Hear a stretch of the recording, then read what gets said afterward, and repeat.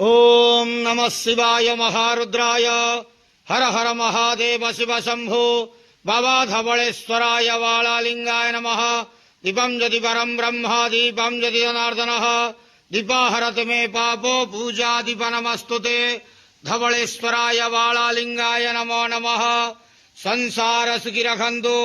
आज शुभ शनिवार रे समस्त श्रद्धालु भक्त मानू आश्रीपद करंतु मनस्कामना पूर्ण करंतु कर्म क्षेत्र उन्नति करंतु ग्रह रिष्ट खंडन करंतु जगतर मंगल करंतु विश्वर कल्याण करंतु आपणकर नाम विख्यात करंतु सेवकर डाक श्रवण करंतु समस्त गुआवसा भक्त मानकर मनस्कामना पूर्ण करंतु।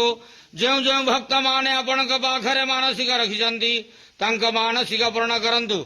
धवलेश्वराय वालालिंगाय नमो नमः। संसार सुखी रखंतु आनंदे के वार हरि बोलो। आज शुभ शनिवार रे समस्त श्रद्धालु भक्त मानू आश्रीपद करंतु आनंदे के वार हरि बोलो। बाबा धवलेश्वराय वालालिंगाय नमो नमः।